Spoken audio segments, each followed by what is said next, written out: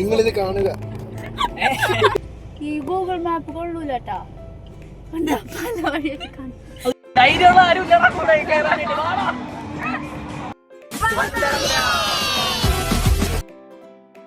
Hi hello dears. അപ്പോൾ എല്ലാവർക്കും എൻ്റെ പുതിയൊരു വ്ളോഗിലേക്ക് സ്വാഗതം. ഞാൻ ഇന്നൊരു യാത്ര പോവുകയാണേ. യാത്ര എന്ന് പറയാൻ പറ്റില്ല, ഇതൊരു അടിച്ചു പൊളിക്കൽ ഡേ ആണ് ഞങ്ങൾക്ക്. എൻ്റെ കൂടെ വേറെ കുറച്ച് ആളുകളും കൂടെ ഉണ്ട്. ഞങ്ങളെല്ലാവരും കൂടെ പ്ലാൻ ചെയ്തിട്ട് നടക്കാതെ ഇരുന്നിങ്ങനെ നീണ്ടു പോയിട്ടുള്ളൊരു പ്ലാനിങ് ആയിരുന്നു ഇത്. പക്ഷേ എൻ്റെ കസിൻ എന്തായാലും പോയേ പറ്റുള്ളൂ എന്ന് വാശി പിടിച്ച് ഞങ്ങൾ പോയതാണ്. അപ്പോൾ കൂടെയുള്ളവരെ കാണിച്ചു തരാം.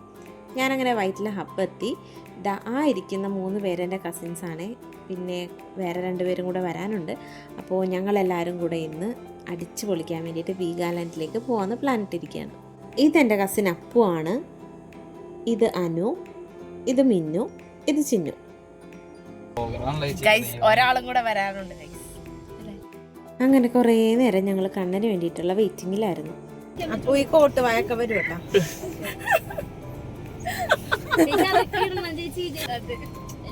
ഇവിടെ പോസ്റ്റായി ഗൈസ്, കണ്ണൻ വരുന്നില്ല, കുറെ നേരായി അല്ലേ.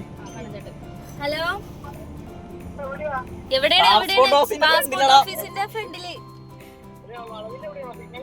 Passport office.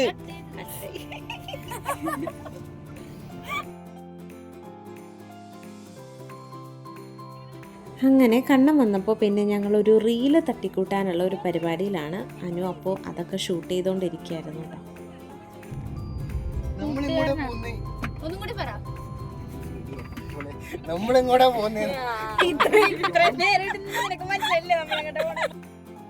കുറേ നാളായി ഞങ്ങളെല്ലാവരും കൂടെ എവിടെയെങ്കിലൊക്കെ പോകണം എന്ന് വിചാരിക്കുന്നേ, പക്ഷേ എവിടെ ഇതുവരെ നടന്നിട്ടില്ല.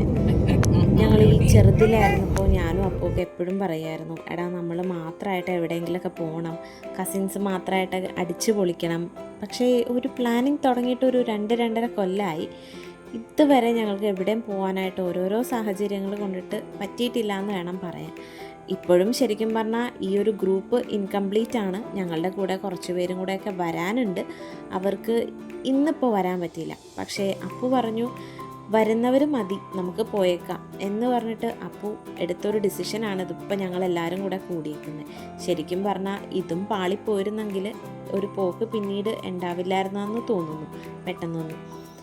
ഇത് തന്നെ ഇപ്പോൾ പ്ലാനിങ് ഇങ്ങനെ ഇട്ടിട്ട് ഞങ്ങൾ കുറേ നാളായിട്ട് പ്ലാൻ ചെയ്തിട്ട് നടന്നൊരു സംഭവമാണ്. ഇതെങ്കിലും പോകാൻ പറ്റിയല്ലോ എന്നോർത്തിട്ടാണ് ഒരു സന്തോഷം. പണ്ട് കുഞ്ഞിലേക്ക് എല്ലാവരും കൂടെ ടൂറ് പോകുമായിരുന്നു. ഞങ്ങളെല്ലാവരും കൂടെ വെക്കേഷനും എല്ലാവരും കൂടെ ഒരുമിച്ചായിരിക്കും. അതല്ലാതെ എവിടെയെങ്കിലും ട്രിപ്പ് പോകാമെന്ന് പറഞ്ഞാൽ എല്ലാവർക്കും ഭയങ്കര സന്തോഷമായിരുന്നു. അപ്പോൾ അന്നേരം തന്നെ ഞങ്ങളൊക്കെ ഇങ്ങനെ കുഞ്ഞിലേക്ക് പ്ലാൻ ചെയ്യുമായിരുന്നു. നമുക്ക് ആരുമില്ലാതെ, അച്ഛനും അമ്മയൊന്നും ഇല്ലാതെ നമ്മൾ മാത്രമായിട്ടൊരു ദിവസം പോയി അടിച്ചു പൊളിക്കണം അപ്പോൾ ഒന്ന് ഞങ്ങളൊക്കെ പറയുമായിരുന്നു. അപ്പോൾ അത് ഇന്ന് എന്താ പറയണേ, സംഭവം സെറ്റായിരിക്കുകയാണ്. ഇതാ ഞങ്ങൾ ഞങ്ങളുടെ ഡെസ്റ്റിനേഷനിലേക്ക് എത്തി. വണ്ടർലായിലേക്കാണ് ഞങ്ങൾ പോകുന്നത്. അപ്പോൾ ഒരു ദിവസം ഫുൾ ഡേ ഇങ്ങനെ കസിൻസ് മാത്രമായിട്ടൊന്ന് എൻജോയ് ചെയ്ത് തകർത്ത് വരാം എന്ന് വിചാരിച്ചിട്ട് ജസ്റ്റ് ഞങ്ങൾ തൊട്ടടുത്ത് നമുക്ക് എൻജോയ് ചെയ്യാനുള്ള ഒരു സ്ഥലം വണ്ടർലയാണല്ലോ, എന്നാൽ പിന്നെ വണ്ടർലയ്ക്ക് തന്നെ പോയേക്കാമെന്ന് വിചാരിച്ചിട്ട് അപ്പു പെട്ടെന്നായിരുന്നു എല്ലാം ടിക്കറ്റ് ബുക്ക് ചെയ്യലും എല്ലാം. ഒരു 2 ഡേയ്സ് എന്ന് പറയാൻ പറ്റില്ല, ഒരു 1 ഡേ തന്നെയായിരുന്നു എല്ലാം ഫിക്സ് ചെയ്തൊക്കെ എല്ലാം അവൻ ചെയ്തത്. അപ്പോൾ നമ്മളങ്ങനെ നമ്മുടെ ഡെസ്റ്റിനേഷനിലെത്തി. ഇനി ബാക്കി അവിടെ പോയിട്ട് ഞങ്ങളങ്ങനെ അവിടെ ഒരു 10:30 ആ ഒരു സമയം തന്നെ ഞങ്ങൾ എത്തി. നേരത്തെ തന്നെ എത്തിയായിരുന്നു. അപ്പോൾ ഞങ്ങൾ ഡ്രസ്സൊക്കെ പുറത്തൊരു വാഷ്റൂം ഉണ്ട്, അവിടെ നിന്ന് തന്നെ ചേഞ്ച് ചെയ്തു. അപ്പോൾ അതിൻ്റെ അകത്തുള്ള ഡ്രസ്സിങ് റൂമൊന്നും ഞങ്ങൾ യൂസ് ചെയ്തില്ല. വണ്ടർലയുടെ അകത്ത് ഞങ്ങൾ കയറാതെ തന്നെ ഡ്രസ്സൊക്കെ പുറത്തെ വാഷ്റൂമിൽ നിന്ന് തന്നെ ചേഞ്ച് ചെയ്തായിരുന്നു. അത്യാവശ്യം തിരക്കുണ്ടാവും, സൺഡേ ആണ്, അപ്പോൾ നല്ല ക്രൗഡഡ് ആയിരിക്കും എന്നൊക്കെ വിചാരിച്ച് പോയതാണ്. പക്ഷേ വലിയ ക്രൗഡും കാര്യങ്ങളൊന്നും ഉണ്ടായിരുന്നില്ല. അത്യാവശ്യം ഫ്രീ ആയിട്ട് തന്നെ നമുക്ക് എല്ലായിടത്തും ഫുൾ ഡേ ഇങ്ങനെ സ്പെൻഡ് ചെയ്യാൻ പറ്റുന്ന ആ ഒരു അവസ്ഥയിലായിരുന്നു ഉണ്ടായിരുന്നത്. ഞാനിതിപ്പോൾ എൻ്റെ 4ാമത്തെ പ്രാവശ്യമാണ് വണ്ടർലയിൽ വരുന്നത്. 3 പ്രാവശ്യം വന്നപ്പോഴും അത്യാവശ്യം നല്ല ക്രൗഡഡ് ആയിട്ടുള്ളൊരു വണ്ടർലയ ആയിരുന്നു നമുക്ക്. പക്ഷേ എന്താണെന്നറിയില്ല, ഇപ്രാവശ്യം അധികം ആളും തിരക്കുകളൊന്നും ഉണ്ടായിരുന്നില്ല. അപ്പോൾ ഫ്രീ ആയിട്ട് തന്നെ നമുക്ക് എല്ലാം ചെയ്യാനൊക്കെ പറ്റിയായിരുന്നു. ഞങ്ങളവിടെ എത്തി ഒരു 11 മണി മുതലാണ് ഇത് ശരിക്കും ഓപ്പൺ ചെയ്യുന്നത് കേട്ടോ. ആദ്യം തന്നെ ഇതാ ഞങ്ങൾ ഇതിനകത്തായിരുന്നു കയറിയത്. ഒന്നും അറിയില്ല, ഈ അനു ഞങ്ങളെ വിളിച്ചുകൊണ്ട് വന്നതാ. അടിപൊളിയായിരിക്കും കയറാന്നൊക്കെ പറഞ്ഞിട്ട് എന്തായാലും കയറിയേക്കാന്ന് വിചാരിച്ച് ഞങ്ങളെല്ലാം അവളുടെ കൂടെ പോകുന്നു.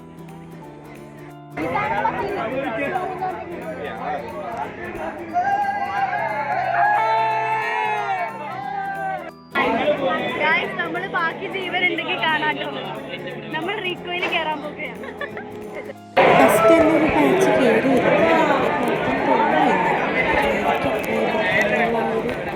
രീതിയിൽ തന്നെ അവിടെ നിന്നത്. കുറച്ച് കഴിഞ്ഞത് പയ്യെ ഇങ്ങനെ മൂവ് ചെയ്യാൻ തുടങ്ങി. ഇപ്പോഴും വലിയ പ്രശ്നം തോന്നിയില്ല. ബാക്കിലേക്ക് പയ്യെ പോകാൻ തുടങ്ങി.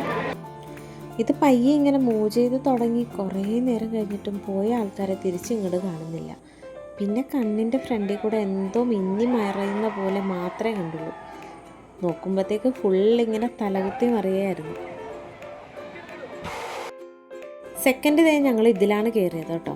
ഇത് പേരൊന്നും എനിക്കറിയില്ല. ദാ ഇങ്ങനെ മേളിലേക്ക് പോവും, അറ്റം വരെ പോവും, ഇങ്ങനെ താഴേക്ക് ഇറങ്ങും. ഇതിങ്ങനെ താഴേന്ന് കണ്ടപ്പോൾ വലിയ പ്രശ്നം തോന്നിയില്ലെങ്കിലും കയറി കഴിഞ്ഞപ്പോഴത്തേക്ക് നമ്മൾ ഫുള്ളിങ്ങനെ എയറിലായിരുന്നു. അറിയാതെ കാലൊക്കെ എവിടെയോ പറന്നു പോകുന്ന ഒരവസ്ഥയായിരുന്നു. അങ്ങനെ എന്തായാലും സെക്കൻഡ് ഇതിൽ തന്നെ കയറി.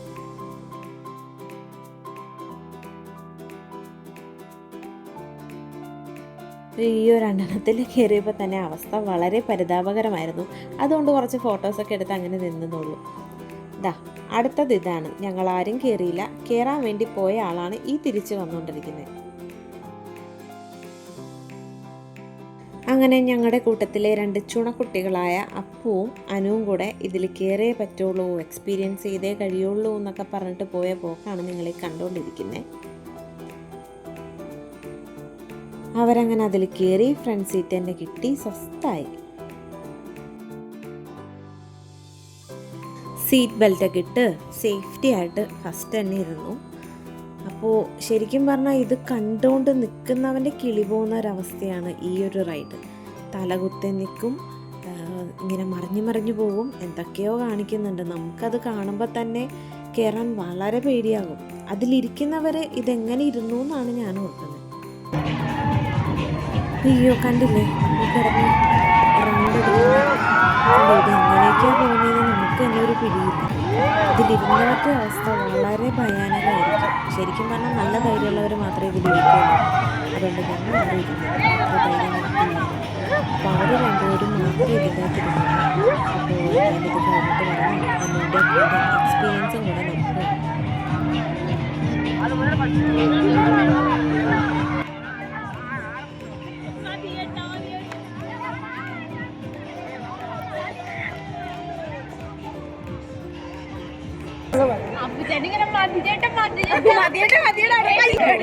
നമ്മളിതിങ്ങനെ പോകും. എന്റെ ഡ്രസ്സൊക്കെ പൊന്തിപ്പോയി.